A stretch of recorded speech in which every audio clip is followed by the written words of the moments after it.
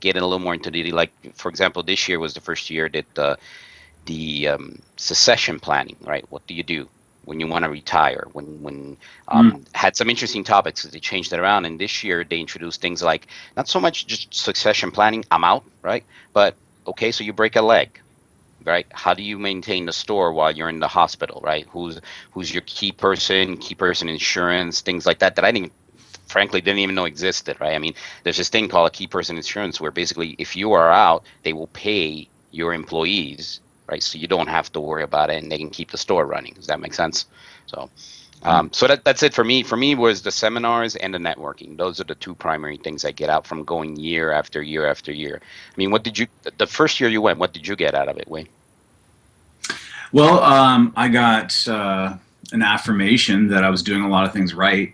I went to every seminar I could squeeze in, and the suggestions they were making, the philosophies they were teaching, like the discounting, for example. It's like to not discount. I don't know if that's the same seminar, but how discounting is actually very hard to do, and it's not really the right direction to take your business. You don't want to be the shop that's the cheapest. And it's really, really hard to raise your prices, blah, blah, blah. Anyways, I'm a very strong believer in just charging regular price, because we're already offering so much value in service and offering a play space and whatnot, and being so specialized. And there are other stores that they discount, and they certainly attract a certain kind of customer that all they care about is the lowest price, and they're not as interested in the community. But using space that's too high for product, to decorate it with cool stuff. I already did that. I have a bunch of original magic paintings, one of each color, framed above my my magic stuff. I have a collection of weapons on the wall, sculptures, stuff like that. And so yeah, it really made me feel like I was doing things right. It made me feel more confident. The swag was pretty good. I mean, that was the year they gave out the Fin Fang Foom purple pants for HeroClix. I just recently sold that for over $100 or something. Was the swag any good this year? So the way they really don't do stuff on the floor that much anymore, and I'm kind of glad of that. All right, so if any of my local customers listening to this, I'm sorry, but it's very annoying when we find you in there, because we're just trying to do business, right? And some of these people aren't motivated by the same reasons we are. They're there because they want to talk to the publisher, because they're fanboys, or they're there because, they're giving out free stuff. So a lot of that stuff has gone away from the floor intentionally. Now, what they do is they send you a box later, and you get to find out what's in the box later. So we can't speak yet to the. It is better. Plus, but for you guys traveling too, right? I mean, you don't want to put this in a plane or ship it back, right? So basically, Alliance, which is one of the distributors, ships the boxes out directly. You do a number of seminars, and when you get your punches basically on your card, right? Because you attended these seminars. Because the real big focus with this is education, right? They want to drive membership, and in particular, the swag box is there for, and that's not like I can care. I appreciate it, right? But realistically speaking, I don't go there for the box. But it's a way to offset costs for those stores that probably need it the most, right? The ones that are like thinking, hey, can I afford to go? Or maybe not the stores that are in a condition to not go. You know what I mean? If you're that to the point of losing it, you're obviously probably doing something wrong. And, barring other circumstances, you don't have enough staff, or, your health, whatever, the box is there to attract those stores that need it the most, right? If they go, hey, I can get about $1,000 worth of stuff that I can sell for free, then it offsets those costs a little bit. Yeah. And like John, this year, it was very much, the networking was probably bigger than, I think last year I didn't know enough people in the industry. So, and I'm socially awkward nerd, so I had a hard time just approaching random people. This year I kind of knew a lot more people. There were a lot of repeat seminars, which were less useful this year than they were last year, because I've heard it. and a lot of the seminars are aimed more at the newer shops, which is good. And not necessarily, shops that are just 3 weeks old or 1 month old or whatnot, but shops that are in their first few years and they're still trying to get something just above the basics. And since I saw so much of that last year, I stepped up my store to that level since then. So there was less information I pulled out of the seminars this year than I pulled out last year. But I've talked with lots of different retailers. I've people that I've known online and talked through Facebook and stuff, and get to meet them in person. And then when we do our smaller private chats and whatnot, we get into more in-depth things. And just being able to get to meet these people and stuff, what we talk about goes beyond where the seminars, picks up where the seminars leave off, especially these other stores that have been here several times. We're all at least to the level that the seminars are at. So then the networking and the meeting people allows me to get even further into it. As well as I have now seen 6 shops out here, and kind of see how different stores do it, kind of get different perspectives. Vegas runs different than Portland. I went to Portland a month ago. I went and looked at all of the shops I could out there, and both areas run differently than Colorado. So seeing different perspectives, there's a synergy that kind of happens between stores that are close to each other in a way. The layout in Vegas, all these stores have all their product along all the walls and the tables in the middle. And Colorado, the back room is the game room, and the walls don't have product on them. And just little things like that change, and you get to see what works and what works better and stuff like that. I also got to meet some of the, John had a group of us here, and I got to meet a lot of the publishers too. And I got to get, a little bit more in depth with these guys that are pushing their stuff, and they know how to sell their stuff. So they're teaching me highlights. They're teaching me, I learned how to do painting better. I learned how to play Drop Zone Commander better, and some stuff I'm going to be able to bring back, and micro scale improvements. I'm going to be able to push this to my customers better.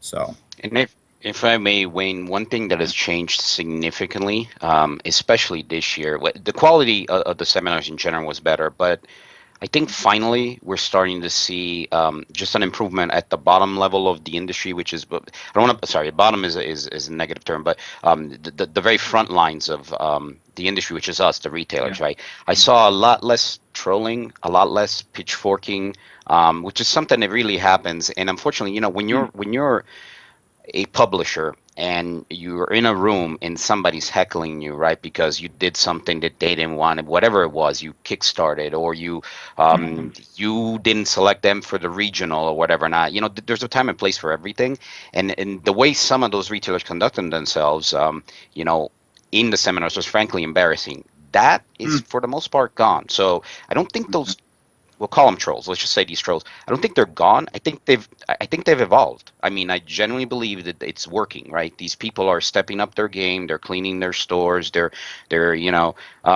I make it a point of going with a tie. And this happens. I get a lot of like, hey, you're the best dressed person here. But it's what I'm trying to portray, which is this is a trade show. It's a professional environment, right? So I don't wear a tie at work. I wear my polo, right? But when I go to the trade show, I just step it up a notch. And I'm just happy that this year there wasn't a lot of flip-flops and, T-shirts with holes in them, right? So I think as an industry, we're evolving, and the GAMA trade show is a big part of that, right? It teaches you how other people do stuff, and it teaches you to aspire to a better better store. So in that sense, it's absolutely invaluable, right? Right. Well, sorry, go ahead.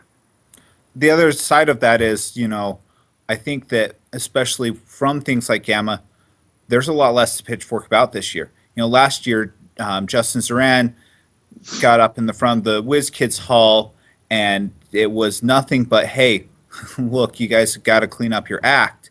And instead of doing a presentation on what's coming out, he did a hour-long apology of all the things that we were in arms about, and he made a bunch of promises. He listened to us. He made those changes. This year, none of those same issues are still a problem.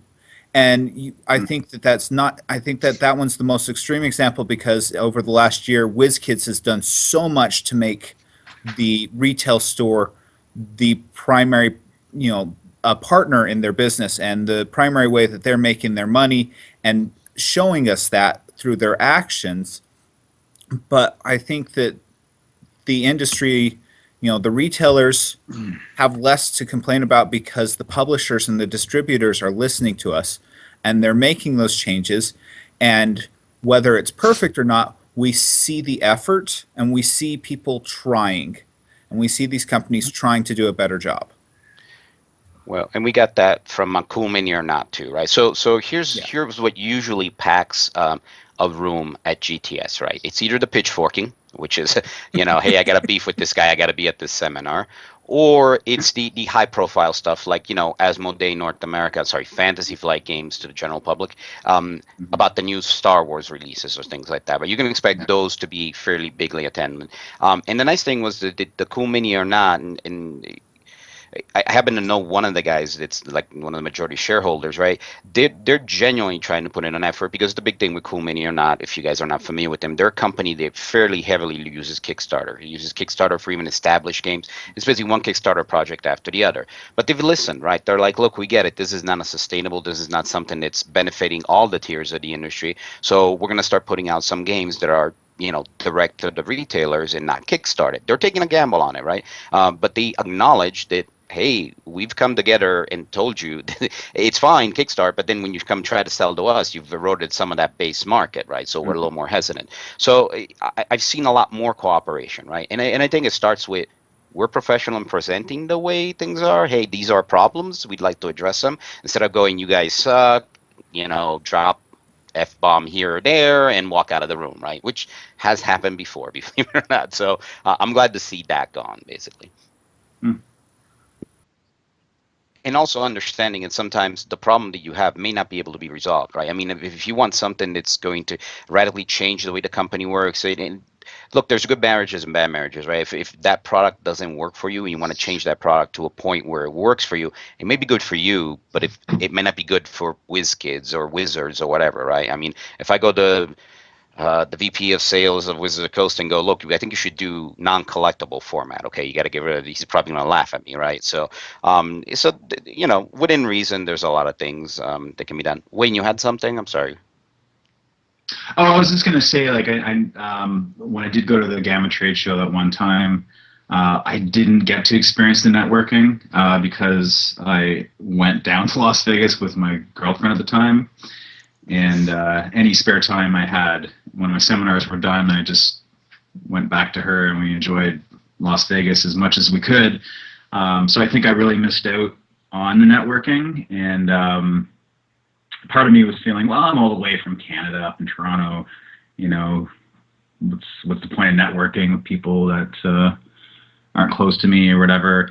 Like, I understand the value of networking. I just I downplayed it because I didn't have the opportunity. I think if I would go again, I would go myself and spend as much time as possible networking because I think I missed out on a lot. Could you maybe share some networking successes you've had over the years, like some of your big wins?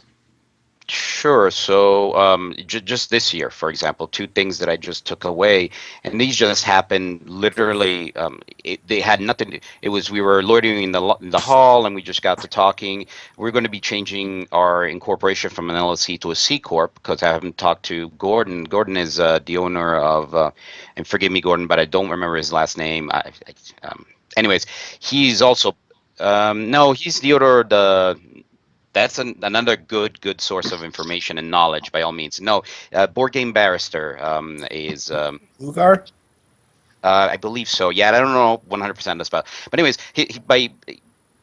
by profession, he trained to be a lawyer, right? So he's giving me all the ins and outs of what a C corp is versus an LLC. And it turns out the C corp, while it has a higher taxation rate, it's got a much better protection. There are much more established laws for it, right? And plus, what we're trying to do here is we want to start giving some ownerships to the employees, and it works a lot better as a C corp than it does an LLC. Again, we were just literally just chatting over a cup of coffee, right? And how's your store going? How's this? And he was like, well, I'm about to change to C corp. Why? Et cetera, et cetera. The other one was I spent a lot of time with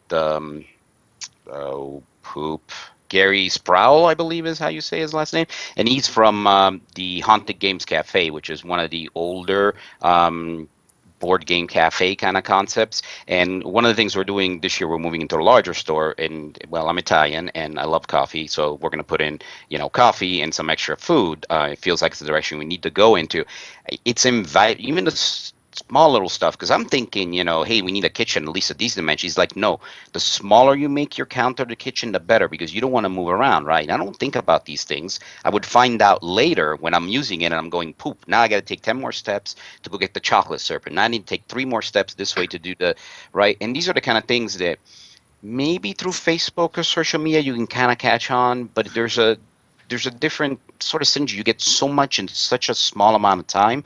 And to address what you said, Wayne, significant others, right? This is a lot of people come here and do a vacation, and that's great. I think what you will find, what ends up happening is over the years, in your first year, you might just party more than you network, and that's fine, right? This is Vegas.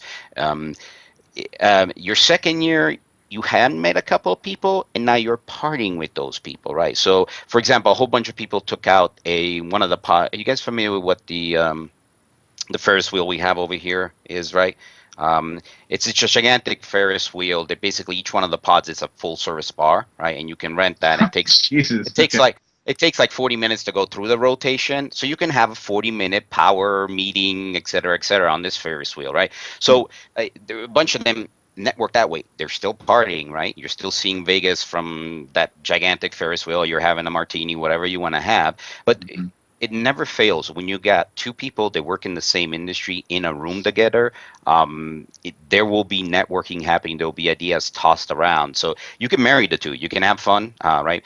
It's just literally brutal on the body because I'm in my 40s and I've got no sleep this whole week, man, none whatsoever. So it definitely takes a younger guy to do some of the things that some of these kids do. Right? Funny story. Gary's shop is, I don't know, 4 miles from my house. It's closer to my house than my store is. I met up with him this year. We talked and hung out a couple times. The last time I met up with him was last year at GAMA. There you go. Right. And just as a little tidbit, next year will be the last year that the GAMA trade show is held here in Vegas. They're moving it to Reno. So that means I get to take a vacation instead of having running back and forth from the store and stuff like that. But so yeah, 2018 will be the last year in Vegas. They're moving it to Reno, a number of reasons, right? Vegas it's 1 in 10 people come to Vegas exclusively to attend the convention. That's the only reason they're here. And so GTS is kind of like a small fish in a very large pond, right? And they can negotiate much better deals in Reno. And supposedly the hotel is gorgeous, so I'm kind of looking forward to it, right? Yeah, Reno's great. That just means it's going to be less expensive for everybody, which is awesome. Yeah, the flights will be a little more expensive going into it, but the hotel in general will be less expensive, and also all the ancillary stuff, drinks and food and stuff like that. Vegas has gotten pretty pricey. I mean, unless you get off strip, but yeah, it's luxurious, but you pay a price for it. Say what? Said they spent $150,000 on the meals that they provided for us this year, and they basically had to exclude half of the attendees from being able to attend these meals. So, I mean, just an idea of where all our money's going. It's going into all of the stupid little things that you have to provide that Vegas just rips us off on. Well, so we'll have a better experience by not having to spend that money on those things and being able to put it into creating a better conference.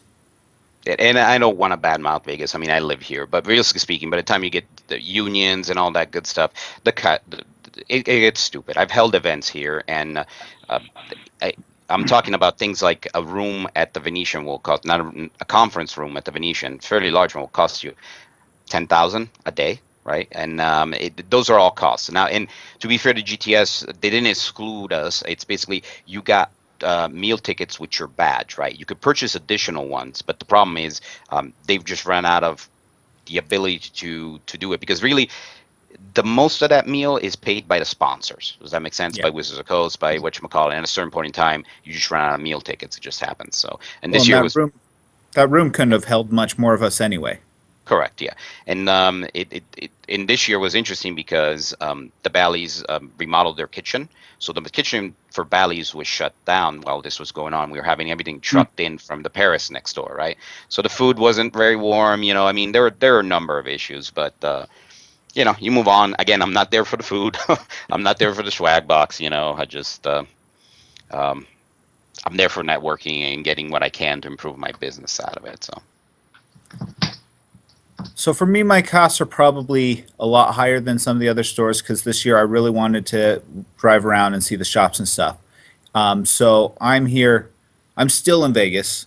You know, the show ended Friday. The major stuff ended Thursday. So a lot of these shops were able to, you know, they came in on Monday, they left on Thursday. I'm here through the weekend, which weekend rates at the hotel are a lot higher. I also have spent a couple $100s in cab fares getting around the city, checking out all the places and stuff. I'm going to be in this just over $2,000 for the trip, and that includes the hotel and the plane and all of the other little things.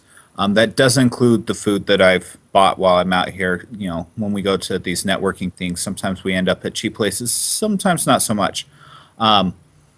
You could do it for half that easily. And for us, even though we are here, right? I mean, we have to double staff the store. There's people at the convention. There's people, you know, excuse me, while I get Archimedes out of the shot here.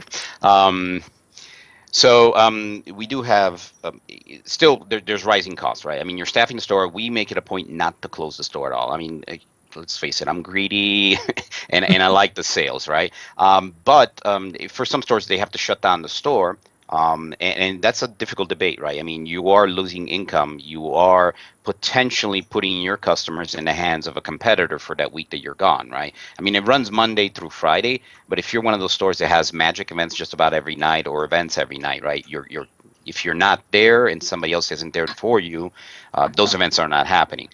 So there's those hidden costs. But for us, when it was a traveling show, when we were going to like, you know, places like New Orleans, it really depended on where it was, right? Vegas is a lot cheaper to fly into and stuff like that. But I would say since we send each one of our employees, some more like our management staff is there more during seminars and then the trade floor, but we try to make sure that each one of our employees gets a chance on the trade floor. It lets them put a face behind you know, the people that make the product. They do a lot of demos there too, so for me, could care less about the demo, right? I don't need that. I can learn the game when it shows up or by watching the video or whatever not. But for these guys, it's a great opportunity to do it with the manufacturer, maybe learn how to do a demo, right? So I'd say we easily cost the badges. We're about $1,500 to $2,000 is a ballpark, even though we're here, right? Of the badges, the extra payroll and things like that. It ends up being between $1,500 and $2,000, I'd say. Yeah. That sounds about right. I remember it being around 2000. Well, we also saw some Cirque du Soleil shows too. So right. And you know, there's cost-cutting measures. I mean, if you know you're going with somebody else, right, you could share a room kind of situation. If you get somebody, if you're 4 miles from somebody else, they might decide that, hey, sure, we'll share a room. Not something I would recommend in general, but you know, if you're trying to cut corners, by all means. You might find out that your neighbor though is extremely noisy sleeper. So. I learned that this week. Yeah. So, and no, you can't crash at my house. I'll just tell you that in advance. So.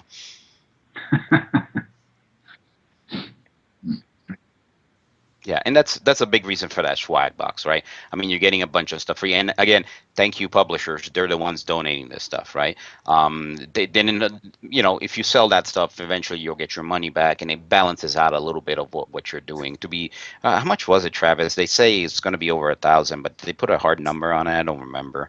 I don't think they did. And And, last year it was sent in 2 boxes. I only got one of the two, so I didn't even get the full swag box. And like you said, that's not the value. Yes, it's really nice, especially for those of us that are having travel to offset costs a little bit, but that's not the value of the show. It's a perk of the show.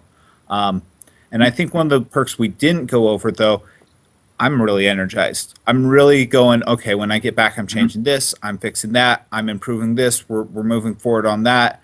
And I did this with the Comics Pro too, which means I've got a full year and probably 2 years worth of improvements and changes and additions I want to do for my store. And I think that some even older stores, the stores that have been doing this for a while, I think sometimes you just get into the routine so much Yeah. that you forget to have the energy and you forget to keep making improvements and changes. Because I've heard that from a couple of the stores that have been around forever that showed up this year and haven't been for a while. They're like, yeah, I got to go back. I got to improve these things, and I'm really excited. And that's definitely an advantage for older stores. Newer stores are figuring out how to do this. Older stores are being re-energized about doing it. Yeah, I think can that's definitely attest to that. That's a great point, because I've definitely been through that. John, sounds like you do this for a while. After a while, you're like, what's the point? You lose that drive. And then I definitely remember the GAMA trade show inspiring me to go back and made me feel good about what I was doing, and gave me a bit more energy to do that, for sure. Yeah, that's a good point. Yeah, it's a grind, right? I mean, it definitely is. I mean, you do this 21 years for me, and it's not like it's not enjoyable, right? But anything that's done over and over again, after a while, you're like, you're right. What's the point, Wayne? I mean, where are we going? What are we doing, right? But that same token, like that game industry night, right? We put out a little bit of money. We have people over. We give them some food.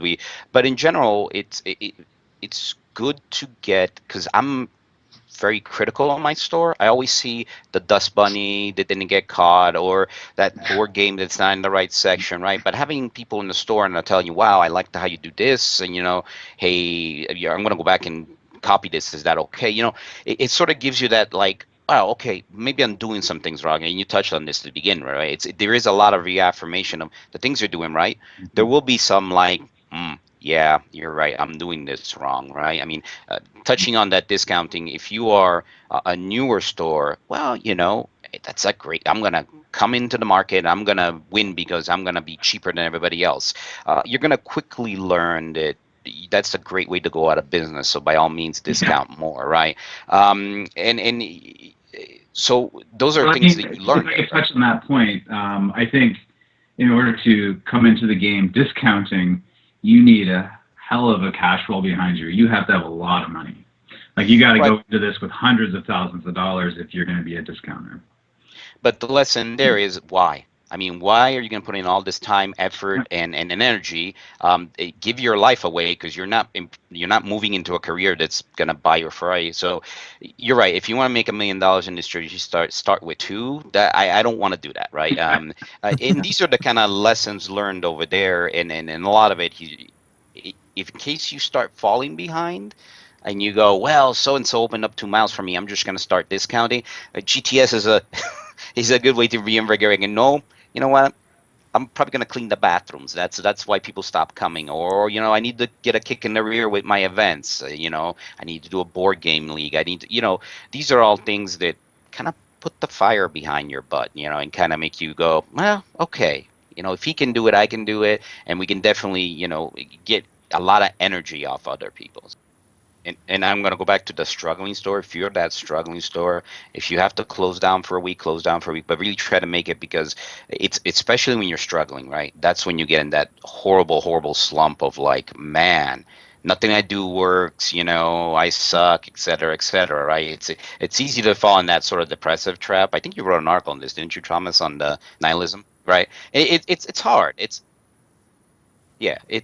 difficult. It is difficult. But when you have a team of people behind you pushing you forward, going, dude, you can do this, right? I looked at your store. I think you got good potential. You can do this, small minor tweaks, and then it actually turns into work, and then it turns into results. It's those results that really drive you forward. And the next year, there's a good possibility by the time you get to 11 months later, you're kind of like, man, I'm feeling that pressure again, and that GTS coming up kind of reinvigorates you.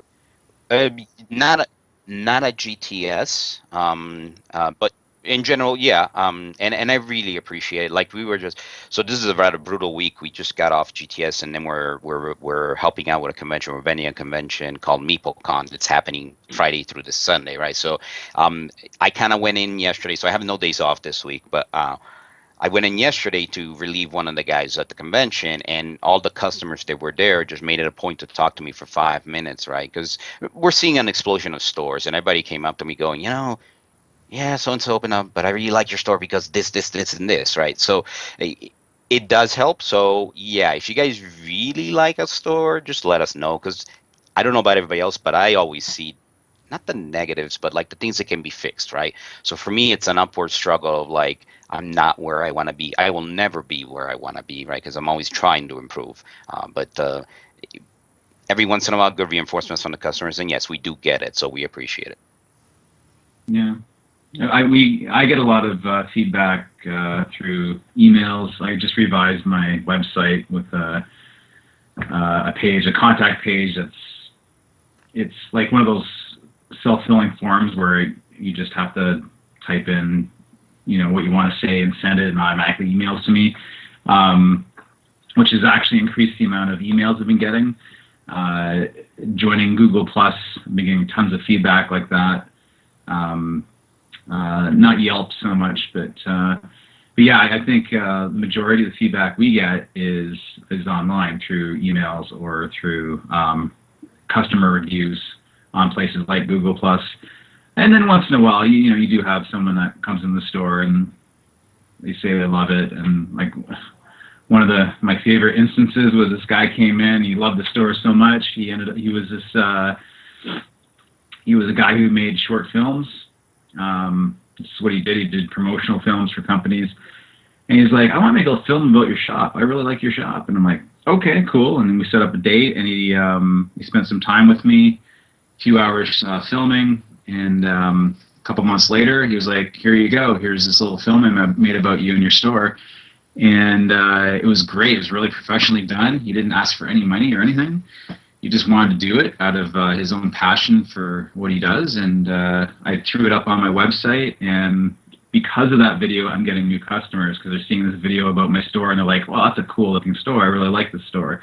And they're coming in and they're actually telling me that, I came in because of that video I saw. So that's probably my favorite example. Yeah, People and like find to out. know what your place looks like, for sure. Sorry. That was no, you're fine. That was another thing. Like just literally, so the Friday tends to be sort of a ghost house in there, right, at GTS. But the nice thing about that ghost house syndrome is what ends up happening is the seminars tend to get like canceled because there's not enough people in the seminar. But what we all do is we all pile into one big room, and it's just a Q&A session, and there's a lot going on in that room during that time, right? So that's probably going to go away. They're going to push more seminars to Monday and eliminate Friday so we can get back to our stores and take care of the weekend, right? But as an idea of what happens there, the legal counsel for GAMA, for the Game Manufacturers Association, happened to be in the room. And I have now a point of contact that he's like, I can't be a lawyer, but I can put you in the right direction for when because I don't know these things. Like, hey, if I want to do employee stock options, where do I go, right? I mean, do I talk to my accountant? Do I talk to a lawyer? Which type of lawyer, right? And he's like, yeah, I can send you that information, right? And then he was in the room and he was talking about things with the Q&A, and it just happened to be that I'm like, hey, I need a lawyer, right? I need not so much we do have a lawyer for us, but he only handles business law, right? So he doesn't do a lot of the other things that sometimes we need to do. So, and that's an area I probably feel a bit excluded from coming from Canada because your laws are different than ours. Sure. Unless they had some guests from Canada, but I don't think they would bring someone in for such a small market, because I think they are mostly businesses. These are mostly stores from the United States. Although I'm curious to know just how many international stores come to GAMA. It's I think it's growing, and it's sort of not a growing. won't call it concern, but something that they need to address, because a lot of these programs, right, they present the ASMO play. Oh, not in Canada. Oh, just in the US, right? So I do hear that. Hey, when you're gonna get this? I'm seeing more than I have, and I don't know if like transportation's gotten cheaper or stores have gotten richer and they're able to come from further away. But there's also people from South America, for example, that I've run into. Some from Japan and Bangkok, I think. Yeah, there was Bangkok Cafe or something was there. So there is international, but you're right. I do feel there might be a certain point in time where GTS becomes like a global show, and things will have to change somewhat because it's definitely U.S. centric, right? It is in what's very being much so. presented. There must be other GAMA trade show style conventions, like in the UK, for example. I would imagine. Possibly, There's a yeah. lot of people from Britain here, both the manufacturer and the retail side. I've met quite a few. Right, and it should actually be pointed out that basically this is the only industry trade show, right? And there's only one, and it's this one. There was another tried a couple of years ago. They didn't do so well, and anyways, it was 1 year, and that was it. So there are, however, for those of you that can't travel, there are a lot of distributor open houses, which are starting to function in a lot of ways like a mini GTS. And both Origins and Gen Con are now having trade days, which usually happen a day or two before the actual convention. So think of them as they're not as big as GTS, right? But they are probably for some people easier to get to, because if you go to the Alliance open house, it's in California, right? Well, they might be moving it, but if you go to ACD, it's in Wisconsin. So I don't know if that's closer to some people in Canada, for example. So there are alternatives. Just unfortunately, only one trade show at this point. And do I think the industry can support two right now? Probably not. I think distributors do a good job with the open houses to accommodate some of this other kind of overflow or people that are not able to travel such long distances or et cetera, et cetera. They don't. So there's a lot of debate going back and forth because the it's a value proposition. If my content is available online, well, great. So the membership itself doesn't really pay for much. Does that make sense? Into the Game Manufacturers Association. So really, the show is a big driving force to get people to come to the show. So if you start putting all the seminars, all that stuff online, then why would you come to the show, right? And I've also argued, like, look, I don't need a trade floor, right? I don't need all these beautiful booths. I'm just happy sitting in a room and conferencing with people, right? But the reality is that trade show, that trade floor, pays for a big bulk of the discounts on the hotel rooms, et cetera, right? So it's just kind of like Bally's is not just going to rent you a conference room. It's going to cost you $1 billion versus like having that huge space means that in general you can negotiate it a little bit better. But a lot of the funding for that comes from the publishers, and the value for them is to be able to network and talk to the retailers or to themselves, right? So if you take that away and it's just an online thing, then I would say the show would probably disintegrate.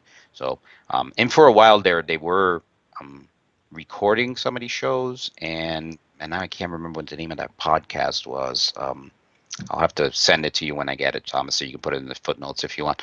But in that sort of sees now, there's some talk about putting like snippets of them as a teaser, right? Does that make sense? So people can see, oh wow, I really liked this 5 minutes of the presentation, and next year I want to go for the full hour. So sure. Yeah. Right, yeah. And it's something that we can bring to the board and go. So, and it's interesting because there's also sort of how the bylaws are written. You can't do. So you are buying a membership within the Game Manufacturers Association, right? You happen to get the ticket to Origins and GTS is a perk of being a GAMA member, right? So they can't discount the entry into the show because you have to pay that membership, and you're getting these. It's the way the bylaws are set up. Will they ever change that? I don't know. But it's more than just, because one of the proposals is like, hey, it's amazing to me every year there's this huge gigantic line for people registering at the door. And in this day and age with the internet, right, I don't understand why that is. So one idea was, what if you offer a discount if you pre-register? And they can't do that. It's a membership into the organization, which is a set cost, and the perk is you get a free ticket to go to GTS. So That one they just needed to let people know. Like I just pulled up the email they sent me on my cell phone and scanned my cell phone at the quick line. It took 3 seconds while everybody was standing there in line because I pre-registered on my phone as I walked up to it, scanned it, and grabbed my tickets. And it's just something that everybody had the technology to do, and nobody took the time to do. And I'm gonna go with having talked to a couple of retailers over the years. The problem is we're also a very mixed bag, right? There are some retailers that still tell me, hey, I don't own a computer to run the store or whatever, and that's fine. I understand it. Or there was a gentleman in one of the seminars going, well, I don't have that information you're looking for, but email me and I will send it to you. That's what the presenter said. And the gentleman said, well, I don't have email, and I'm not sure how you operate your store that way, but there's mixed bags. So I don't know. Probably, so that might be a good on-top market, the Amish country. You'll still have wood games and. There you go. But that's also brings up another thing. When you come here and you get to see how other stores do it, when you do start falling behind, because really, if you're not running with email, you're behind, and you get to see how much of a consequence that can be. You get to talk with other stores, and you get to see how efficient and more productive and more, successful you get to be by embracing all these technologies. The big one that they pushed was point of sale system. So many stores are running without point of sale system. John, I went to one of your competitors who didn't even have a card swipe. He had just his cell phone that he's, typing in SKUs on his cell phone. It took him 15 minutes to check somebody out. And it's just like, what are you doing here? Like, you have limited your number of customers that can actually purchase something from you to 6 an hour at most. And so being able to get to these conferences and seeing these people that are doing well, and you're like, well, what are you doing that I'm not?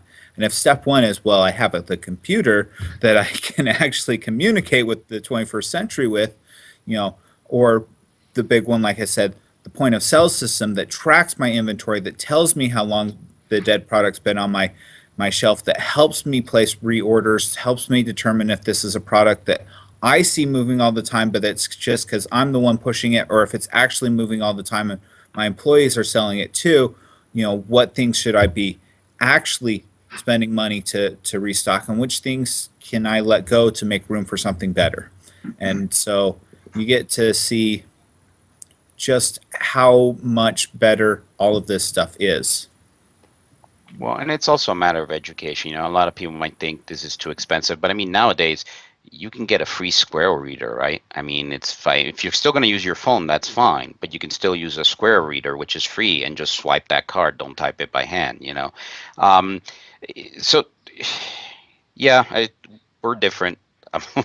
We're all a little different, but there's a lot to be learned by, like, maybe this is not as hard as you think to implement. Maybe this is, or it is important, right? It's something that is actually important to your business. You might not think about it, but there's a reason why person B didn't show up in your store. I'm pretty spoiled. I don't go anywhere where they don't take credit cards, right? I just don't.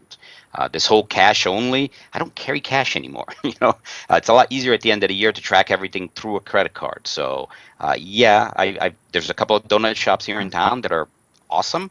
I don't go there because they don't take a card, right? Well, and he was taking the card, but he didn't have barcode scanners, so he's typing in this thing. He's using the Square thing, but he's got to type in this 12-digit. Oh, the actual barcode. SKU, the actual item itself. I understand. Okay, sorry. That's interesting. I don't have a point of sale system, and that might be unusual for somebody that's been in business for 12 years, but I've always been wary of locking into a software that I would have to, like, from our understanding, it's thousands of dollars to start, at least here in Canada, and then you have this monthly subscription and you're locked in, and like, as long as you want to use the software, and you have to, if you want to keep using it for your store, you have to keep paying them. And I've always been a bit shy to committing to a company like that, because I don't like the idea of being locked in, and I've our store is kind of old school. We're brick and mortar. We don't do online sales. Our website is just all about us and the games we sell and the events that we run, most importantly. It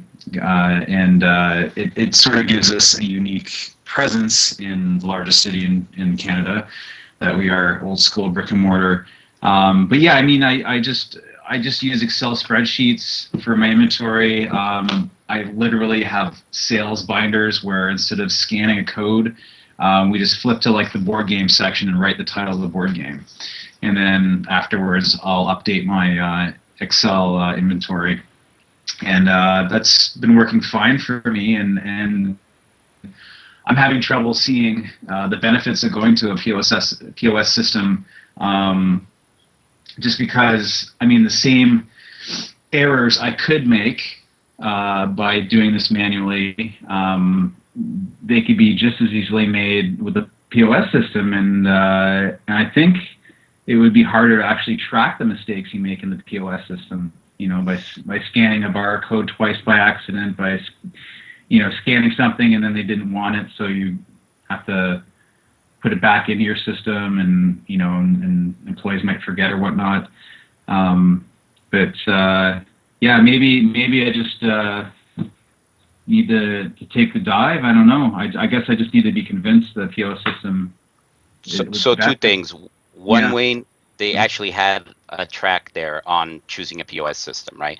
And two, anytime you want to talk about it, or actually, Thomas, maybe we should have one of these on POS systems. There's options. You don't have to go to subscription model. You can pay for a one-time kind of thing. Matter of fact, things like Square, you have free options. You have free. You're getting a free POS for using their services. That makes sense. So, but anyways, I think this would be an excellent topic. To do something on. Mine was a one-time upfront cost, so I'm not locked in subscription, but it does so much for me. It probably saves me at this point about 5 hours a week, maybe 6 hours a week of my personal time, and that's not counting what things I'd have to move to an employee. So Yeah. But anyways, back to GTS. It was they are, and it's something that we are actually, after talking to them, considering. We moved away from being just a single store a long time ago, and it is definitely, I wouldn't call it a weakness, but we're trying to simplify the method. Right now, you gotta have an employee do your buy list, et cetera, et cetera. And one of the things that TCG Player offers is a way to sort of do some aggregates and things like that, right? And then third-party selling. So works in a similar way that you would sell on eBay or on Amazon, right?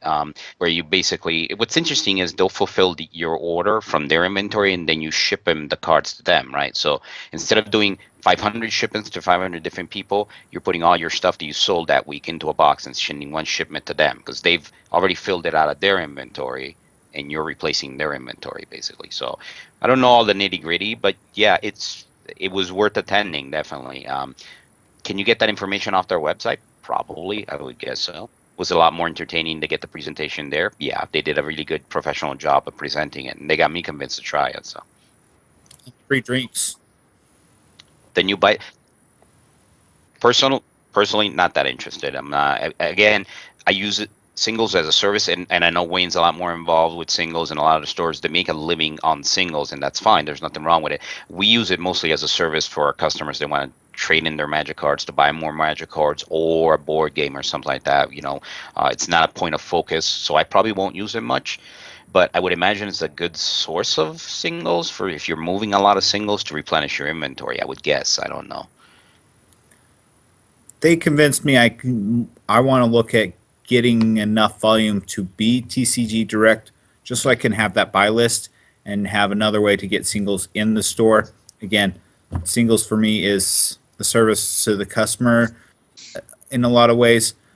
My inventory is always short on all the big pieces, though, which means I'm not doing much good for anybody. So I might start moving a little bit more on TCG Player just so I can get the direct status, just so I can get the buy list and bring in more stuff. So, and for those of you when we were talking about, the buy list is basically another acquisition method, right? You're able to basically purchase singles through TCG Player for your inventory in your store, basically. Correct. Yeah, they're FBA, right? Fulfillment by Amazon, fulfillment through TCG Player. So, yeah, and it could be a boon for those. Like, I don't know, Travis, you're in Colorado. I forgot where exactly. Greeley. Okay, so I don't know the population, but like it could be a problem for stores that don't have a large Magic community bringing them cards to buy, right? It's kind of hard to do that, even if you're selling on eBay, if you don't have a way to acquire those cards, right? Short of you're busting open sets, I get that, but you're not going to bust open a legacy set, you know what I mean? So, yeah, we're under 100,000 people, so there's a limit to what comes in. right. And Wayne, you're a Magic hub in your area, right?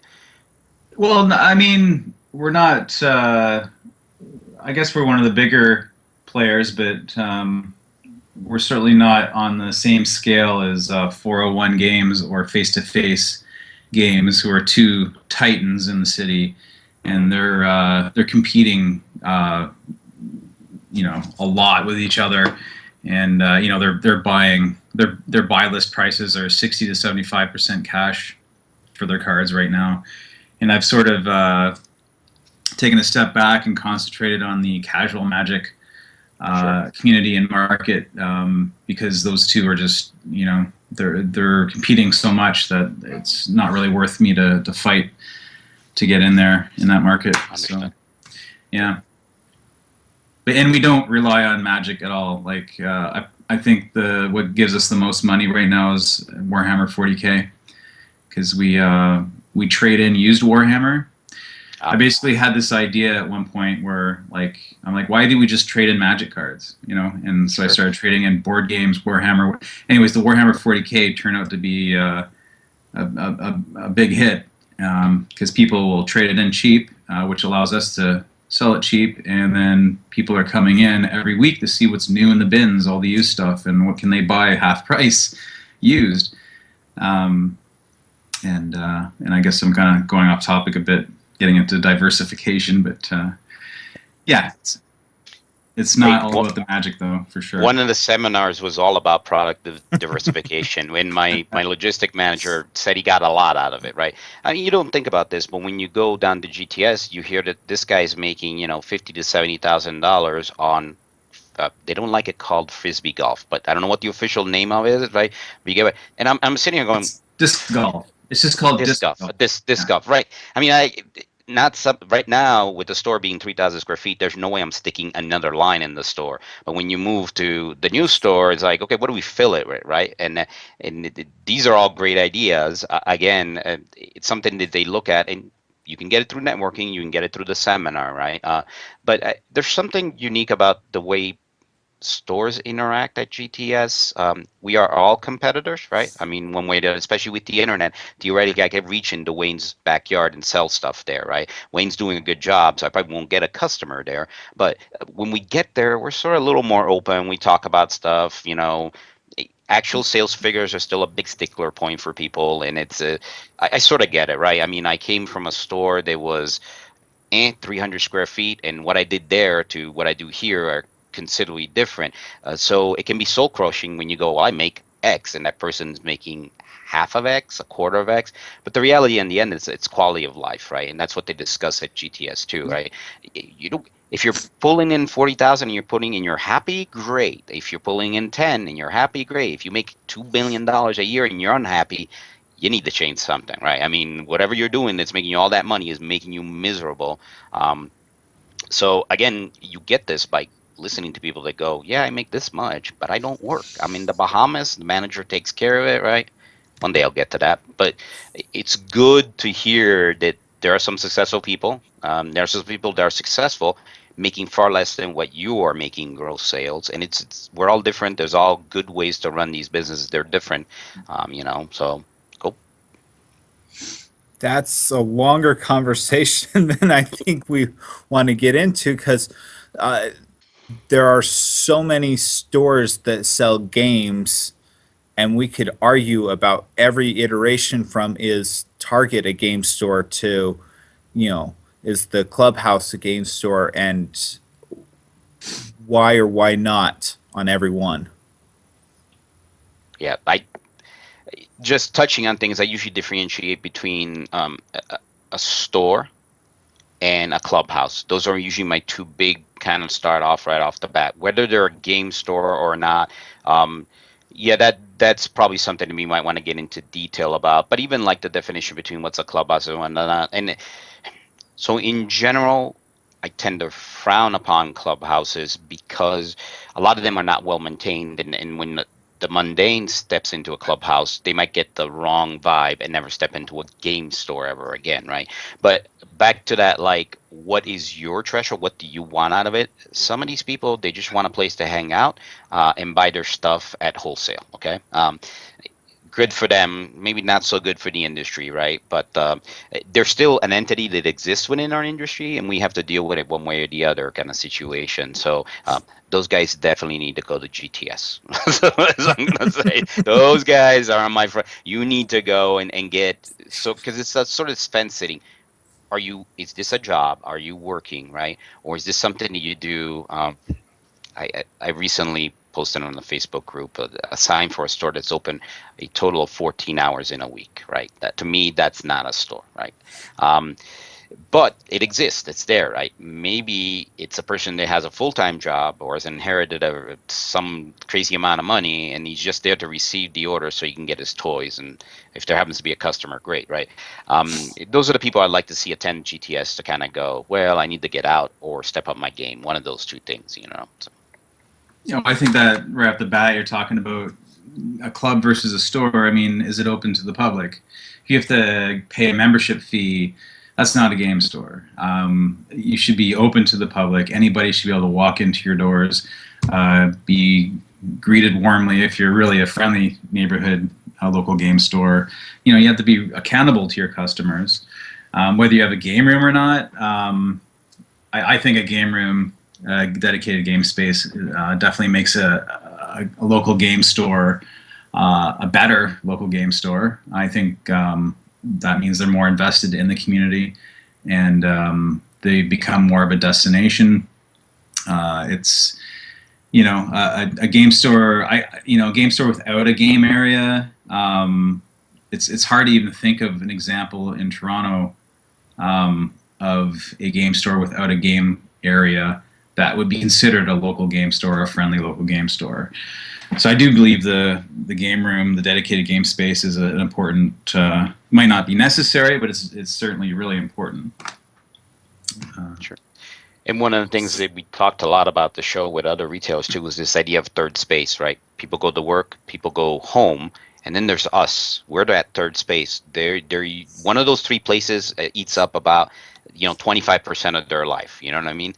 So it's important. Yes. Is it mandatory? No, you're right. And there are some examples of stores that are just, look, I'm just here to sell you stuff. How is that different than, say, Target or Walmart? Because even Barnes & Noble is going to start doing some type of game demonstrations now. It's something that they're going to beta test, and we'll see where it goes. I try to keep an open mind and understand that everybody's different. So when I'm talking to somebody at GTS, I'm curious to know, how does your store work, right? How does it work? How are you? Okay, great. So maybe there is a possibility of opening up a mall store that's 1,300 square feet, and all it's doing is it's got one little demo table, right? And that, if that, and they're just putting out not my model, not how I would want to do it. But maybe if I want to open up a second store, that's what it looks like. You know what I mean? I have an event center. Do I need another event center, across the city? Yeah. So, but again, these are things that tend to be just like we're doing here, tend to be discussed at length at GTS and inside and outside of the seminar rooms, right? And I wonder what product mix you can or should have to be still a game store. I brought up Target. Target sells games. It's what, 2% of their business, 1% of their business. I see though some comic stores. There are comics and collectibles with a little bit of games, and games may make up 20% of what they do. but the rest of their product is related. So is that a game store? I mean, obviously it's a comic and game store if it's a game store, but is it a comic store with games, or is it a comic and game store? And that's a question that obviously it's going to be a personal definition for everybody, but I see some stores getting away from games in ways that when I hear them talk on the forums, I go, you're not a game store. Mm-hmm. You used to be a game store. You're still a retail store. You still have a game space and you still carry games, but your business model and what you're focusing on and your product mix is not a game store. It is a whatever other store. And so somewhere in my mind, they've switched over. And somewhere in their mind, they have not. Right, So, and that might be more importantly in the customer's mind. If I get this a lot, so we just do games, right? No disrespect to the comic book store. As a matter of fact, one of the talks of GTS this year was to perhaps incorporate more comic people into this, because there's a lot of hybrid stores now. They do comics and they do games. Nothing wrong with it, but to me, I am a game store. You're not going to find comics. So when somebody stumbles into my store and is looking for comics, what do you mean you don't do comics? I don't. But I don't want to give the impression that I do comics. If you stumbled in my store, is one thing. If you came to my store, it's because specifically something I said or some advertisement I did makes you think that I'm a comic book store, I failed at my job and I've disappointed a customer. So that might be a challenge for these stores who think they're a game store but are truly not, because we do get customers come in. I come to you because you're a game store. I go to so-and-so because they're a comic store, and I never buy my games there because there's like a shelf this big, and that's it. So, yeah, I can see where that's a problem, but I think the problem really lies with if you're deceiving your customers, not intentionally, but you're deceiving them. You're doing yourself a disservice. If you call yourself a comic store, great, awesome, because you're doing comics. Comics and games I see a lot, you know what I mean? But if you start going, I'm a game store, and you have a box of Magic on the shelf, yeah, that's probably not going to do you a lot of good.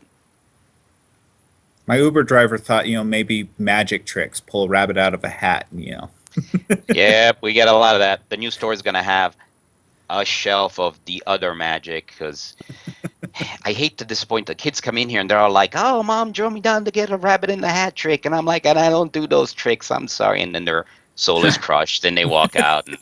So we're going to have starter Magic sets, not because I want to, but because, yes, Little Shop of Magic here in Vegas, a lot of people think that I sell magic tricks. That happens a lot, yeah. Yeah, a lot. And that's yeah, another hybrid store that pops up a lot, and I've seen several of them in Vegas where it's board games and video games. So, believe it or not, I know at least one store here in town that drives the singles primarily as a way to get used video games, because that's really his moneymaker, right? But for him, hey, if I can give you this Magic card instead of giving you cash for those boxes of video games you're gonna give me, awesome. You know what I mean? So, and he is a game store. I mean, he is a game store. He's just, how much is he our type of game and how much is he video game? I would say that's open to debate, but it's still a game store, right? I mean, and matter of fact, every year here we have an award for best game store, and it's always video games, right? Nobody for the local newspaper puts it on, and you never see one of our stores. People don't think in that term when they think game store, I guess. So. Yeah, it's not quite mainstream enough. And if any kind of game store gets recognition, it's probably going to be a board game cafe, which again, is that really a game store? It depends, right? Is your model really, the games are there to drive your coffee sales? Because that is a model, by all means, right? The games are just a reason for you to stick around and buy an extra cup of coffee, right? And you can see a different attitude, right? It's like in busy times, we might ask you to wrap up your game and leave. They're interested in getting another table to sell coffee. You're not buying enough coffee, right? And that makes sense to me. And for me, the addition of coffee is going to be, my customers are in here day in and day out. They want to drink something. So great, awesome. If they want to have something good to drink, I don't want to send them somewhere else. It's here, so. One thing that we're talking about, what makes all of these stores game stores or not, none of these models are bad. I mean, okay, maybe the Clubhouse model has more down thing up, but if you're a coffee shop that happens to have games, there's nothing wrong with that. It's just different from what we're all doing. Right. Yeah, and then the lines, as we become a little more mainstream, right? geekish chic right now. The lines are blurring. We During one of the seminars at GTS, there was a gentleman who has basically for 18 years managed Barnes and Noble stores. Right. I'm not sure why he was there. He said he wasn't in Barnes and Noble anymore, but there was a rather interesting discussion between what Barnes and Noble is trying to do.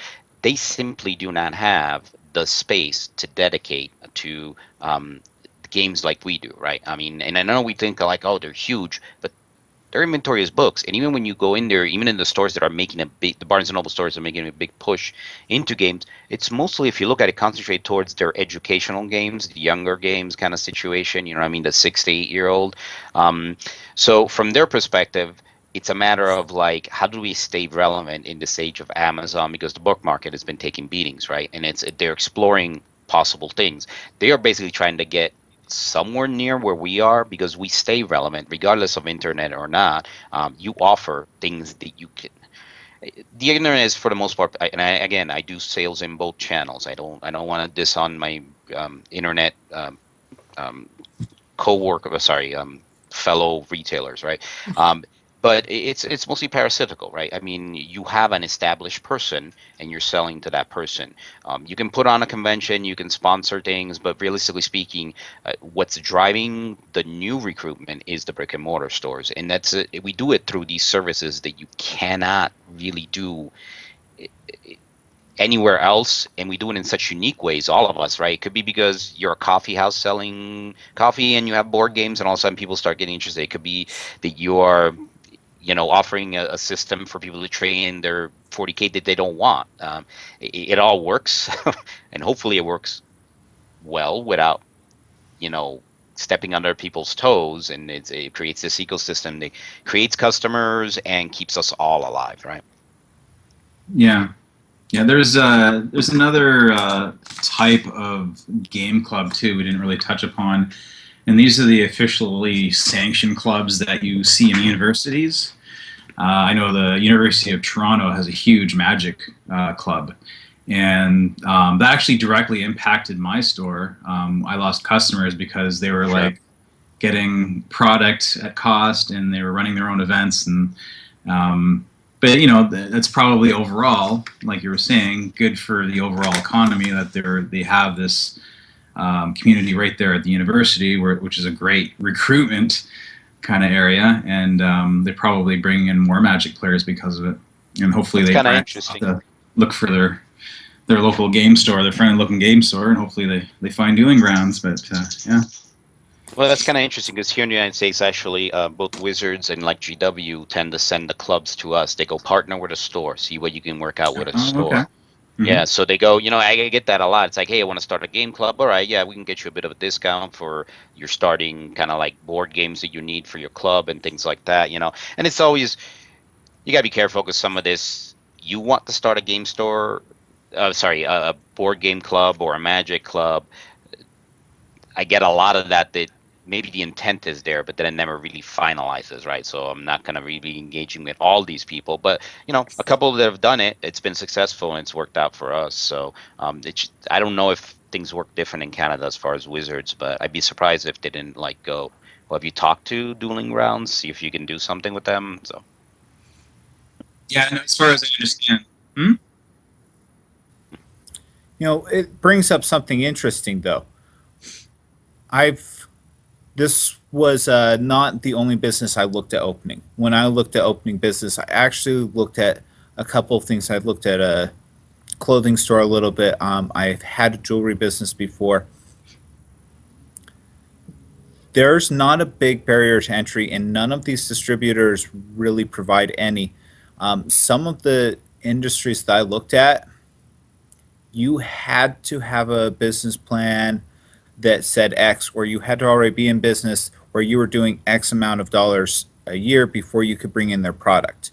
And you had to meet these requirements as far as, what you were, how you were set up.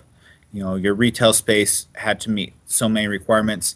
And in our industry, the most stringent requirements to set up an account is usually take a picture of your cash wrap, take a picture of the front of your store, and as long as both of those things exist, you're good to go. And and that's the most stringent. Some of them are like, yeah, send us an email. We'll get you a wholesale account. Sounds good. Um, I was even required to show EINs and sales tax licenses to some of the accounts that I've set up and some of the places that I've got set up, because all they cared about was I willing to give them money. And it didn't even have to be was I willing to give them lots of money. It was I willing to give them $100 a year? Sweet, here's your wholesale account.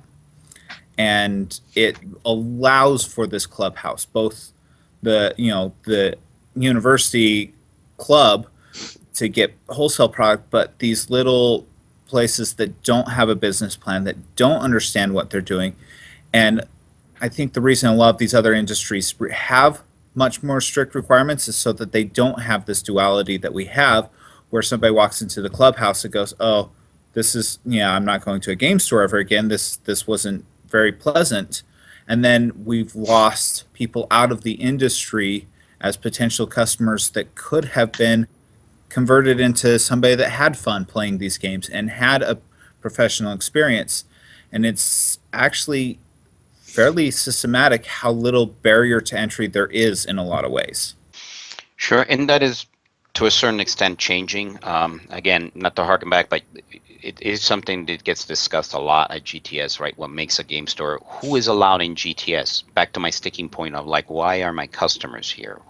When I see an end user, right, like an actual player versus store owner wearing some store owner's badge, it's very disruptive to what we're doing there, which is trying to make our industry better, right?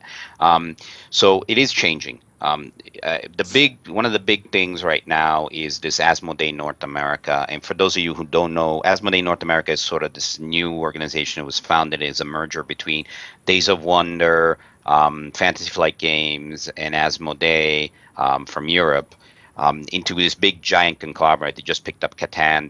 They have Star Wars, right? So it's huge. But they've now reduced the number of distributors down to 5 from the original 20 plus that they had. They've done this in an attempt to try to curb some of this behavior, because there's what you said, which is like you can sign up. You don't even need to. Some of them don't even require a business license or a picture. Just like, oh, sure, okay, I'll sell you a product. But the other problem is some of the distributors have back doors to the internet. So you're a distributor, you're getting better pricing, and you happen to have a website under a different name that sells at massive discounts, right? So there are steps that are being done. Hopefully sooner rather than later. And it's not that I want to stop people from entering this. I want people to enter this after careful thought and consideration of going, this is what I want to do to make a living. And in order to do that, I need to present myself in a certain way. And I need to do things in a certain way that is, A, not toxic to the community, B, not toxic to the other stores around me, and C, not toxic to the industry as a whole, right? Because if you are toxic to that industry, it won't be around in 20 years. And I've been doing it for 21 years. I'd like to do it for another 20 years, and then hopefully I'll retire. We'll see what happens. But you get what I'm getting at? It's kind of like low barrier to entry right now is a big sticking point for the industry. And it's something that is changing, and hopefully it changes faster because there's more and more stores coming on board. It's great. It's awesome. There's a store in every neighborhood. The problem with that is if they're not good stores, they're not going to survive very long. And what the damage they do while they go out is really, really bad. So. Mm-hmm. Yeah, you shouldn't be going into this thinking it's like a hobby. This is definitely a lot of hard work in a career. Or because Wayne makes $1 million and Travis is driving in a limo, you're going to be able to do the same thing, right? I mean, it's tough, guys. It's tough. It's fun. It's a lot of fun, but it is hard work. And on top of that, it's no longer your hobby, right? It's something that you have to do. Yeah. And back to that grind, right? You will play less games when you open a game store. That's the first hard reality I came across. But going back to the limiting the distributors, saying the Asmodee merger brought it from 20 distributors to 5 or whatever. Don't quote me on 20, but it was some number. I mean, yeah. I get it, but it's this whole idea. There's more and more game companies that are going exclusive with distributors, which I personally don't like. I like to be able to buy Settlers of Catan, for example, from a number of different locations. Because if you don't have more than one source for something, when that source is gone, then you're out of luck. When you have multiple distributors, you can put in multiple orders and say if they're short shipped, you order 10, you can only get 5, which happens a lot with one of our distributors that has a lot of exclusive stuff. Like Lion Rampant here in Hamilton, close to Toronto, they're exclusive with Fantasy Flight. So when the new Star Wars X-Wing ships come out, I put in my order. Sorry, guys. I get short shipped because there's so many other stores trying to order, and this is the only place to get them, and they're just not able to meet the needs of everybody. So there's certainly. John, you've got someone knocking at your door. Okay. Excuse me for 1 second, guys. I'll be right back. Oh, you can see John? You can see his store? I'm in his shop right now. Oh, we're both at the same place right now. Video, so okay. Yeah. So yeah. I definitely have a problem with this exclusive distribution stuff, just because it does make it harder to get things. And when things run out, then there's no distributor C, D, E, and F you can try. Well, exclusive is bad. The comic industry has to deal with that. We are limited to Diamond, who is owned by the same company that owns Alliance. And to see how much better Alliance is than Diamond, it's clearly not just the company. It's when we have issues, we don't get to go somewhere else. Mm-hmm. Exclusive to one, if it's a king-making decision, is problematic. But having limited number of distribution channels instead of 1,000, having just a few, and I've heard that Canada has fewer choices for most of these things anyway. Yeah. So Absolutely. If they get cut out a number, then it causes issues. But there are some distributors that cause more issues than they help. They contribute to this clubhouse mentality. They make things about, I don't know, they hold back good product so that they can allocate it later, so that they can make you jump through hoops.